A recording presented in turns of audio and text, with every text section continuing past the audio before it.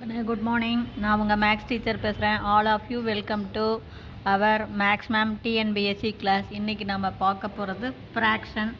ஃப்ராக்ஷனில் வந்து கன்வெர்ட் வந்து mixed fraction into improper fraction. இங்கே பாருங்கள், கன்வெர்ட் 5 3/7 இன்ட்டு இம்ப்ராப்பர் ஃப்ராக்ஷன். இது வந்து நமக்கு மிக்ஸ்டு ஃப்ராக்ஷனில் கொடுத்துருக்கான். என்ன 5 3/7. இதை நம்ம 5 அப்படிங்கிறது ஹோல் நம்பர். அப்போ 5 + 3/7 அர்த்தம்.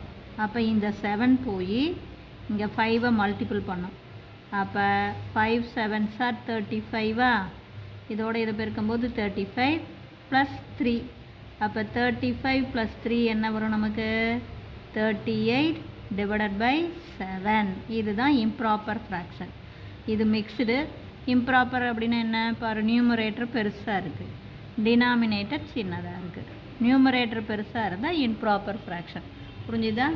இதே மாதிரி சிமிலர்லி கன்வெர்ட், நல்லா பார்த்துங்க, அதே தான் கன்வெர்ட் நமக்கு 17/3. Convert 17/3 into mixed fraction. அப்படின்னா நம்ம என்ன பண்ணணும்? இது ஜஸ்ட் இப்போ பெருக்கணும் இல்லையா? மிக்ஸ்டு ஃப்ராக்ஷன்னா பெருக்கி ஆட் பண்ணணும்.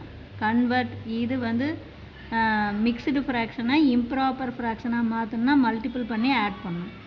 அதே இம்ப்ராப்பர் ஃப்ராக்ஷனை மிக்ஸ்டு ஃப்ராக்ஷன் நம்ம ஜஸ்ட்டு டிவைட் தான். இங்கே பாருங்கள், 17 3ஆல் டிவைட் பண்ணுங்கள். 1 3 is 3, 2 3s are 6, 3 3s are 9, 4 3s are 12, 5 3s are 15. அப்போ இதை மைனஸ் பண்ணால் இது 2. இது நமக்கு கோஷன், இது ரிமைண்டர், இது என்ன?